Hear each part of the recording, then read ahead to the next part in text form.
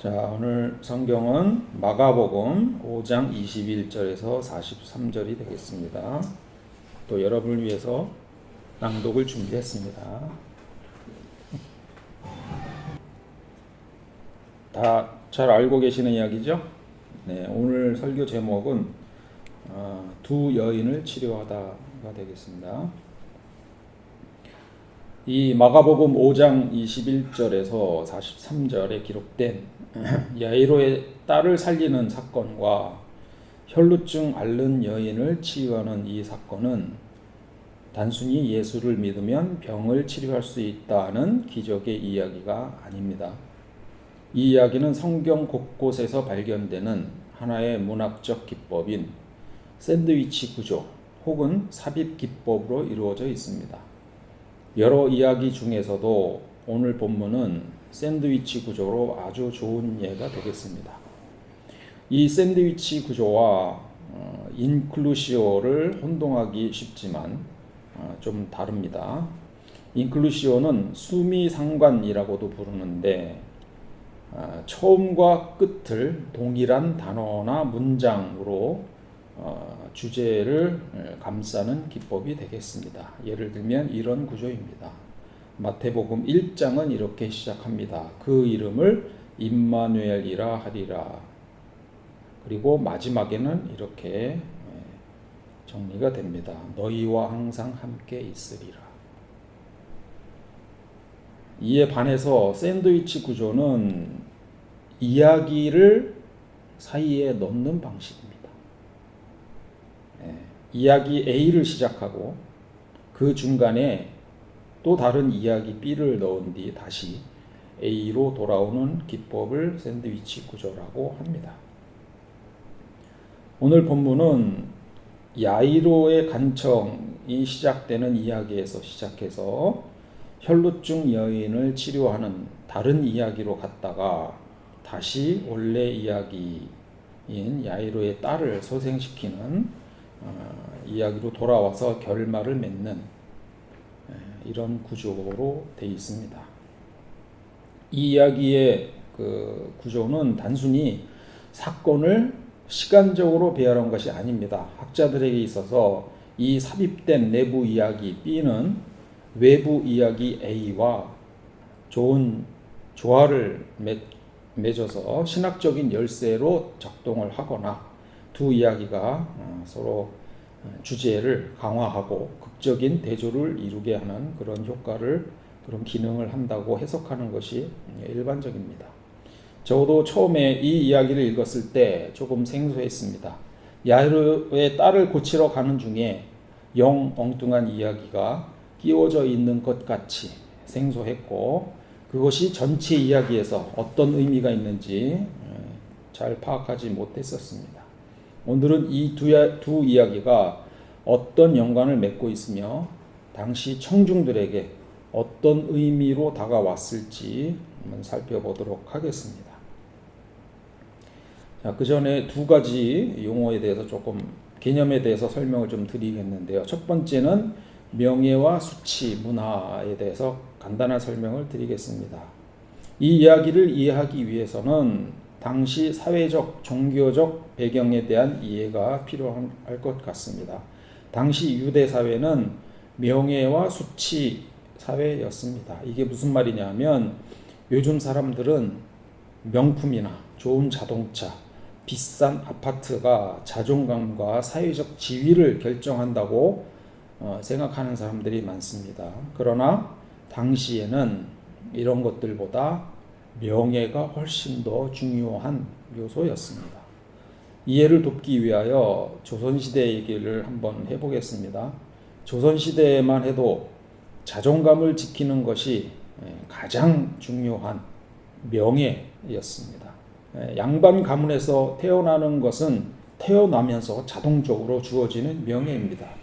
내 아버지가 판서요, 우리 가문이 대대로 남인의 거두로다, 이런 표현을 하는 것은 집안에 대한 주어진 명예인 것입니다.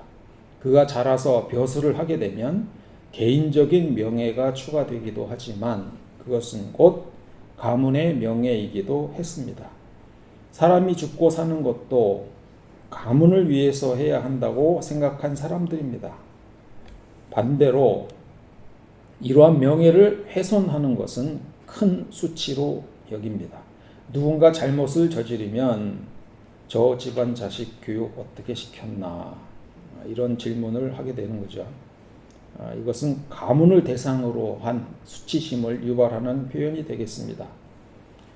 이런 표현을 하게 되면 실제로 가문이 수치심을 느끼거나 분노를 느끼게 됩니다. 얼마 전까지 이런 사고는 지속되었습니다. 네 아비 뭐 하는 사람이냐? 라고 이런 표현은 저 어렸을 때는 엄청 많이 듣고 자랐습니다. 흔히 집안에 모멸감을 주기 위한 방식이었습니다. 요즘은 법적으로 잘했느니 잘못했느니로 귀결되는 경향이 짙지만 이전에는 법 이전에 명예와 도덕을 지키기 위해 노력했고 수치심을 최대의 벌로 여기는 때가 있었다는 겁니다. 길거리에서 어떤 선비가 다른 선비와 논쟁을 합니다. 자네는 이와 기의 근본도 모르는가? 라고 말한다면 이거는 단순히 궁금해서 하는 말이 아니라 상대의 명예를 깎아내리는 도전적인 행위가 됩니다. 여기에서 답변을 못하고 어버버하게 되면 사람들이 저 집안 선비는 가짜구만 하고 수치를 안겨주게 되는 겁니다. 이 논쟁에서 이기게 되면 명예를 쟁취하게 되는 겁니다. 이러한 문답 상황은 복음서에서 예수와 바리새파 사람들 간의 논쟁에서도 자주 드러납니다. 이 논쟁에서 패배한다는 것은 큰 모멸감과 수치심을 가지게 되는 것이고 이것은 곧 다시 적대심으로 연결되기 마련입니다. 자, 본문으로 돌아와서 이 이야기에서 명예로움과 수치스러움이 무엇인지 파악하실 수 있겠죠. 명예롭다는 것은 유력한 가문의 일원인 것이고 수치스러운 것은 세리, 창녀, 죄인, 이방인들입니다. 명예롭다는 건강한 신체를 가진 것이고 수치스럽다는 것은 부정하다고 여겨지는 질병을 갖는 것입니다. 그래서 야이로와 야이로의 딸은 명예스러운 사람들이고 혈루병 앓는 여인은 수치스러운 사람이란 말입니다. 자, 두 번째 개념은 정결례법입니다. 오늘 본문이 이 정결례법과 밀접하게 연결되어 있습니다. 유대의 정결례법은 매우 엄격해서 사회적으로 매우 엄격하게 지켜졌습니다. 현대에서는 종종 정결례법을 위생관념으로 오해하는 사람도 있지만 본질은 위생이 아니라 거룩함의 경계를 지키는 것이었습니다. 당시 사람들에게 세상은 세 가지 상태로 나눕니다. 거룩함, 이거는 하나님께 속한 것입니다. 정결함, 이거는 우리가 일상적으로 지켜야 되는, 유지해야 되는 상태가 됩니다. 부정함, 이건 거룩함이 훼손된 상태가 됩니다. 이런 사람들은 하나님께 나아갈 수 없고 공동체로부터도 격리되어야 하는 사람들입니다. 정결례법에서 가장 무서운 것은 전염성입니다. 부정함은 접촉을 통해서 옮겨집니다. 그 근거 규절은 다음과 같습니다. 예를 들어서 어떤 여인이 유출을 하되 그의 몸에 그의 유출이 피이면 이래 동안 불결하니 그를 만지는 자마다 저녁까지 부정할 것이요. 있죠. 민수기 보면 부정한 자가 만진 것은 무엇이든지 부정할 것이며 그것을 만지는 자도 연쇄적입니다. 저녁까지 부정하리라. 다시 정리하면 이렇게 됩니다. 1차 부정은 근원적인 부정입니다. 시체나 유출병 환자 자체입니다. 그리고 접촉하는 그것이 1차 부정이 되겠고요. 이렇게 해서 부정을 탄 사람이 또 다른 사람과 접촉을 하게 되면 2차 접촉이 되는데 그걸 2차 부정이라고 하겠습니다. 이렇게 되는 겁니다. 부정한 사람이 정결함을 만나면 부정해진다는 겁니다. 연쇄적으로 이런 일들이 일어나는 겁니다. 그래서 부정하지 않도록 엄청 신경을 써야 하는 겁니다. 구약의 질서에서 부정함의 전염력이란 엄청난 거죠. 거룩함의 전염력은 없습니다. 부정함의 전염력이 아주 중요한 겁니다. 그래서 정결을 지키기 위해서는 부정한 것과 철저하게 격리되어야만 하는 것이고, 결과는 무엇입니까? 분리와 고립과 차별입니다. 자, 오늘 본문으로 다시 돌아오겠습니다. 이야기의 시작은 갈릴리 해변에 모인 큰 무리와 그 속을 뚫고 나온 한 유력한 남성의 등장으로 시작됩니다. 야이로라는 인물이 등장하는데, 마가는 야이로를 회당장 중 하나라고 소개를 합니다. 1세기 유대 사회에서 회당장은 단순한 관리자가 아니었습니다. 그는 회당 건물의 유지 보수뿐만 아니라 안식일 예배의 주관자로서 누가 성경을 낭독할지, 누가 설교를 할지 결정하는 종교적 권한을 가진 평신도 지도자였습니다. 로마 제국의 지배하에서 회당장은 유대 공동체의 정체성을 유지하는 핵심 인물이었으며 사회적으로 높은 명예와 존경을 받는 위치에 있었습니다. 그는 율법에 정통했을 것이며 당시 예수를 경계하던 바리새인이나 서기관들과도 밀접한 관계를 맺고 있었을 가능성이 높습니다. 야이로는 그의 사회적 지위와 전혀 어울리지 않는 행동을 합니다. 그는 예수를 보자마자 발 아래 엎드려 간곡히 구합니다. 내 어린 딸이 죽게 되었사오니 오셔서 살게 하소서, 이렇게 간청을 합니다. 회당장이 나사렛 출신의 아직 검증되지 않은 젊은 랍비 발 아래 엎드린다는 것은 다소 파격적인 행동일 수 있습니다. 이는 그가 자신의 사회적 체면보다 딸의 생명을 더 소중하게 여겼음을 보여주는 것입니다. 예수는 그의 간청을 승낙합니다. 그리고 이동합니다. 동네에서는 구경났습니다. 죽을 것 같은 회당장의 딸을 살리러 간다니 이보다 더 큰 구경이 어디 있겠습니까? 어찌나 사람이 많았던지 예수를 밀칠 정도였습니다. 그런데 여기서 갑자기 12해나 혈루증을 앓는 여인이 등장합니다. 그 여인은 병을 치유하기 위해 당시 용하다고 소문난 여러 의사를 찾아다니며 치료를 받았지만 소용이 없었고, 덕분에 재산도 다 날리고 증세는 더 심해지기만 했습니다. 그런데 이 여인이 무리 가운데 끼어 들어와서 예수의 옷에 손을 댄 것입니다. 새 번역이 조금 더 구체적으로 표현하는 것 같습니다. 뒤에서 막 끼어 들어와서 손을 댄 것입니다. 이 여인은 옷에 손을 대기만 해도 나을 것이라고 기대한 것입니다. 그런데 정말로 나았습니다. 그래서 기적이 일어났기 때문에 사람들이 놀랐을까요? 이 이야기를 듣는 사람들이요. 저는 그렇지 않다고 생각합니다. 물론 그럴 수도 있죠. 그런데 기적으로 병 낫는 얘기는 너무나 일상적인 얘기라 특별히 놀랄 만한 이야기가 아닐 수도 있습니다. 사람들이 놀란 지점은 이 여인이 예수의 옷에 손을 댔을 때 그녀의 부정함이 예수를 더럽힌 것이 아니고 예수의 거룩함이 그녀를 완전히 뒤덮어서 치료했다는 것입니다. 이 이야기의 파격적인 지점은 이겁니다.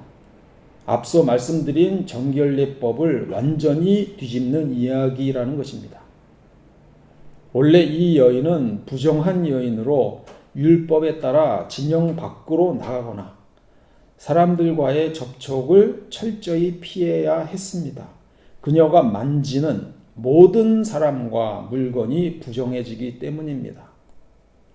군중 속에 들어가는 것은 엄격한 율법의 위반이자 주변 사람들에게 큰 피해를 주는 행위였습니다. 그런데도 이 여인은 군중 속을 파고들어 예수의 옷에 손을 댑니다.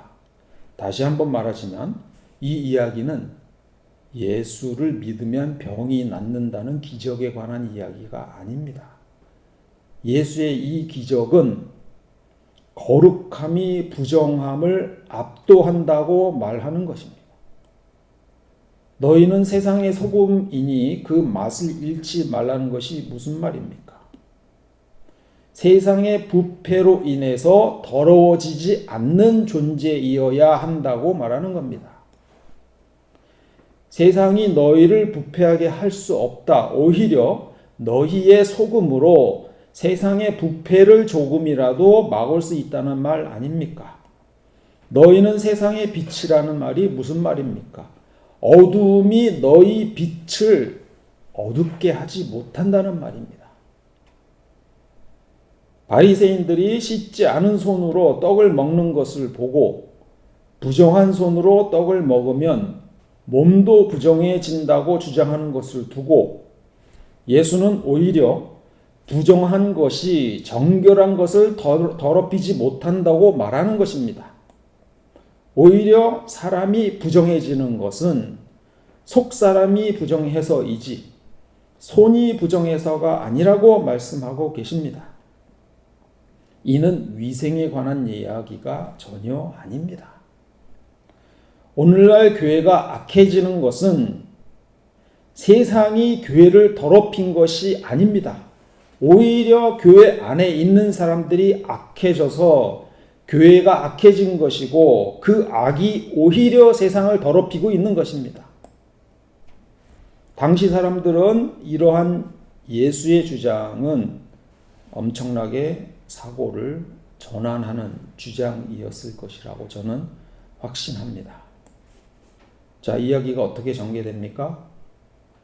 그 능력이 자기에게서 나간 줄 곧 스스로 아시고 예수의 거룩함이 그 여인에게 전달된 것입니다.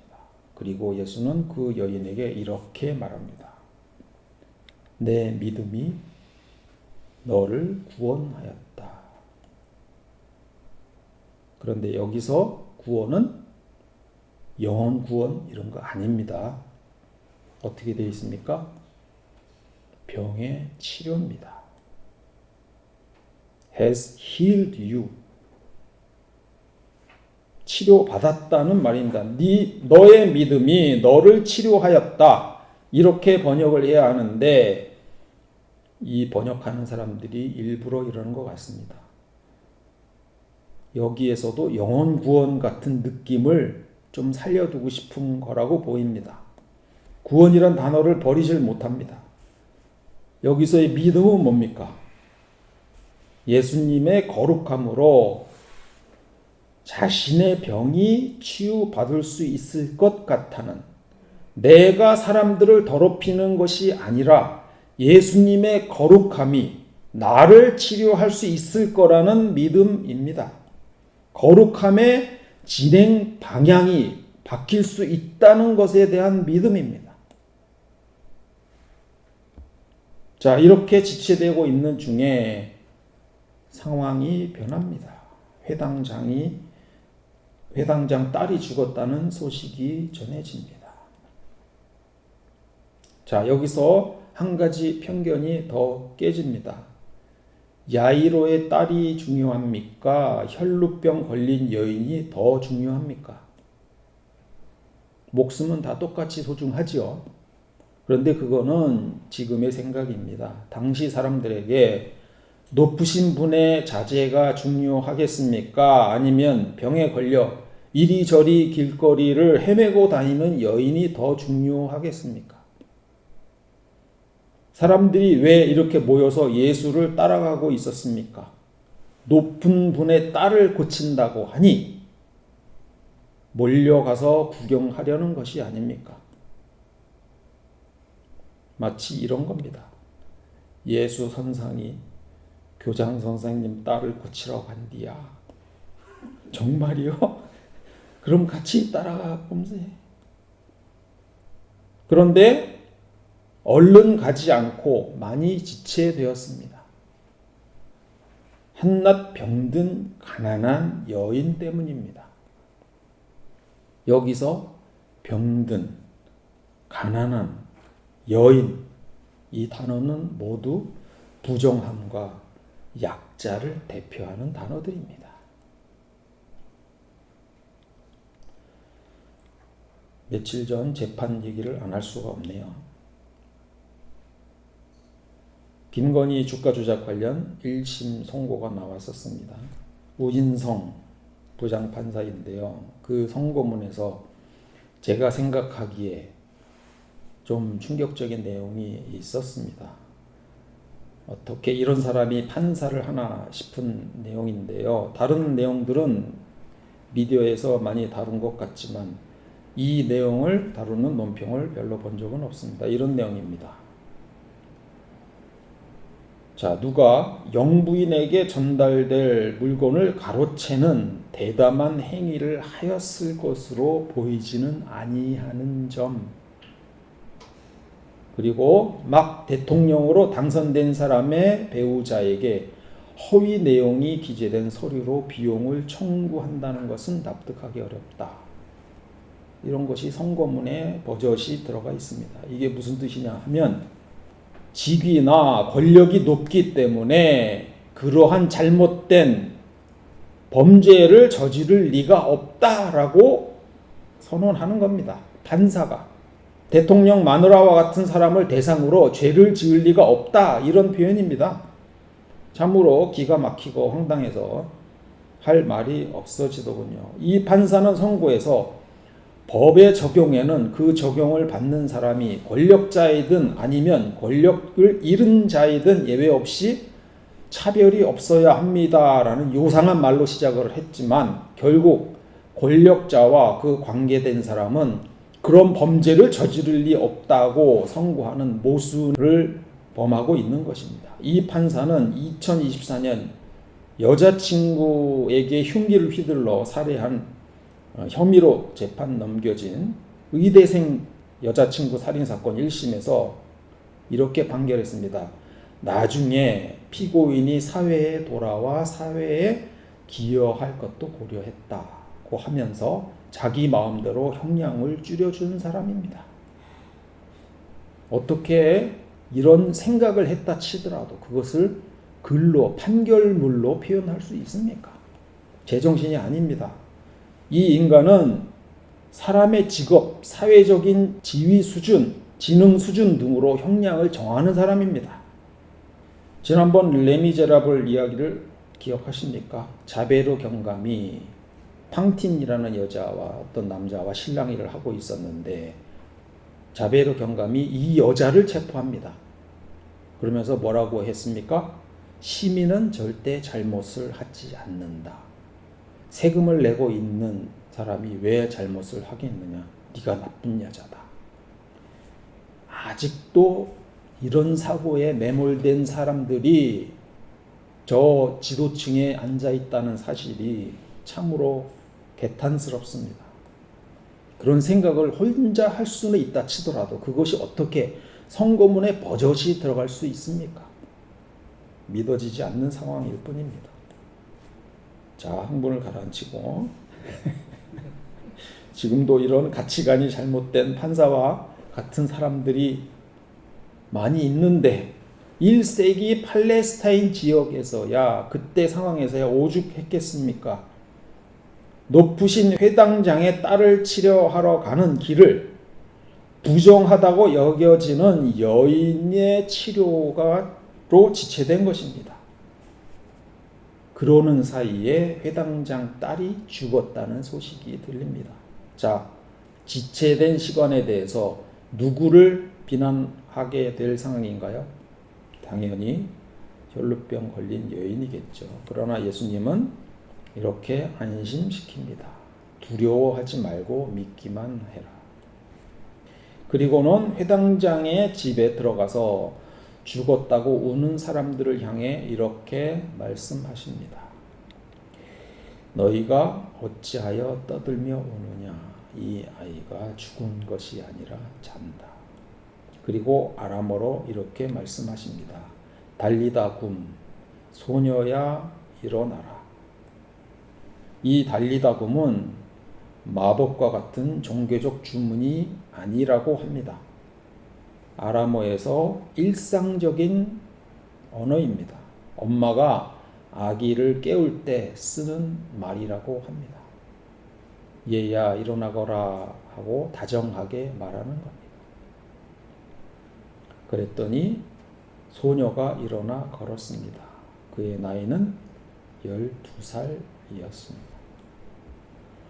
마가복음의 저자는 이 두 이야기를 엮으면서 12라는 숫자를 통해 두 여인을 연결시킵니다.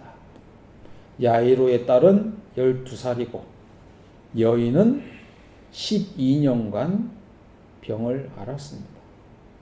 이 일치는 삶과 죽음의 대칭을 보여줍니다. 생명을 잃어가며 서서히 죽어가는 12년과 성장하며 살아왔던 12년입니다. 예수는 12년이라는 공통점을 통해 누구의 12년이 더 소중한가, 누구의 삶이 더 중요한가 라는 질문에 둘 다 똑같다라고 말씀하는 것입니다. 세상은 야이로의 딸의 생명이 더 소중하다고, 더 가치 있다고 여길지 모르지만, 그래서 더 빨리 재촉하기를 바랬을지 모르지만, 예수는 12년 동안 고통받은 여인의 시간을 회복시키는데도 아무런 지체가 없었습니다. 예수님은 성공한 사람이나 실패한 사람이나 모든 아픔을 동일하게 치료해 주시는 분이라고 하는 것입니다. 야이로는 자신의 딸을 내 어린 딸이라고 불렀습니다. 예수님은 혈루병 여인을 딸아라고 부르셨습니다. 이것은 천대받던 여인을 대하는 예수님의 마음을 나타냅니다. 귀한 집 자식의 딸이나 너나 모두 똑같이 나에게 소중한 존재다라고 부르는 것입니다. 예수님이 누구를 딸아라고 부른 적이 없습니다. 이것이 유일한 기록입니다. 정리해 보겠습니다. 오늘 우리는 샌드위치 구조의 두 이야기 속에서 두 여인을 치료하는 예수님을 보았습니다. 이 이야기는 단순히 병을 고친 기적의 나열이 아니라 당시 사람들의 고정된 사고의 전환을 일으키는 예수님의 핵심적인 메시지라고 생각합니다. 우리는 세상이 악하고 음란하다고 말하면서 그 부정함이 우리에게 옮을까봐 경계하면서 담을 쌓고 살 때가 많았습니다. 하지만 오늘 예수님은 이 정결례법의 방향을 바꾸신 것입니다. 부정한 여인을 만졌을 때 예수가 더러워진 것이 아니라 예수의 거룩함이 여인을 정결케 했습니다. 사람들은 그렇게 말하기도 합니다. 나 같은 죄인이 어떻게 교회를 나가나? 그러고 안 나옵니다. 그런 죄인을 거룩하게 하는 곳이 교회가 아니겠습니까? 그러나 여기에 전제 조건이 있긴 하죠. 교회가 충분히 먼저 거룩해야 합니다. 그래야 부정한 것에 더럽혀지지 않을 것입니다. 그리고 나서 우리는 이 공격적인 거룩을 가질 수 있습니다. 세상의 부패가 우리를 썩지 못하게 만들어야 합니다. 우리 안에 소금이 세상의 부패로 상해서는 안 된다는 것이죠. 오히려 교회가 세상의 부패를 막을 수 있는 존재가 되어야 한다는 겁니다. 어둠이 빛을 삼키는 이런 구조가 아니라 빛이 어둠을 몰아내야 한다는 겁니다. 세상의 기준으로 보자면 권력자의 딸과 이름 없는 여인의 가치는 다릅니다. 현대 판결문을 보듯이 높으신 분은 그럴 리가 없다고 죄를 깎아주고 낮은 사람들은 네가 그러면 당연히 그렇지 하고 죄를 더 줍니다. 벌을 더 줍니다. 이것이 세상의 논리입니다. 그러나 예수님은 무릎 꿇는 회당장의 급박한 요청에서도 12년 동안 고통 속에 버려진 이 여인의 치료를 위해서 발걸음을 멈추셨습니다. 예수님께서는 회당장의 12살 딸도 이 버림받은 여인의 고통스러운 12년도 똑같이 아픈 내 딸이라는 것이었습니다. 오늘 본문의 또 다른 감동적인 지점은 예수님이 이 여인을 향해 딸아라고 부르신 것입니다. 그리고 죽은 소녀의 손을 잡고 얘야 일어나라 하고 말씀하신 것입니다. 사회적 수치 속에 숨어있던 여인에게는 명예를 회복시켜 주셨고 죽음의 멸망 속에 누워있던 소녀에게는 생명의 존귀함을 찾아주신 것입니다. 주님은 우리를 직업이나 신분 혹은 우리가 가진 죄로 우리를 부르지 않으십니다. 그저 사랑하는 가족의 이름으로 우리를 불러주신다는 겁니다. 우리의 모든 부정함이 예수님의 거룩함으로 다 치유되기를 소망합니다. 우리의 마음의 고통이 우리를 딸아, 아들아 하고 부르시며 손을 내미시는 그분의 달리다굼 하는 음성을 듣고 기운을 내서 다시 일어나서 걷는 한 주가 되기를 주의 이름으로 축원드립니다. 잠시 기도하시겠습니다.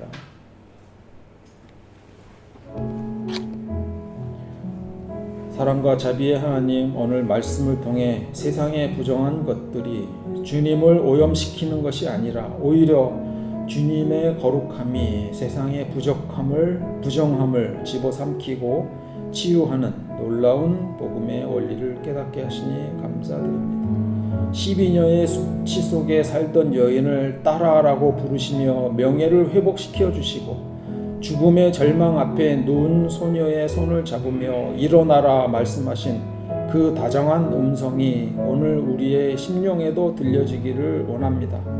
세상이 매긴 가치와 직분에 따라 사람을 차별하는 우리의 완악한 눈을 교정하여 주시옵소서. 세상의 부패를 두려워하며 숨어 지내는 방어적인 거룩에 머물지 않게 하시고 세상의 아픔을 치유하고 어둠을 밝히는 공격적인 거룩을 살아내는 소금과 빛이 되게 하옵소서. 우리 삶의 모든 수치와 절망의 자리에서 우리를 일으키시는 예수 그리스도의 이름으로 기도드립니다.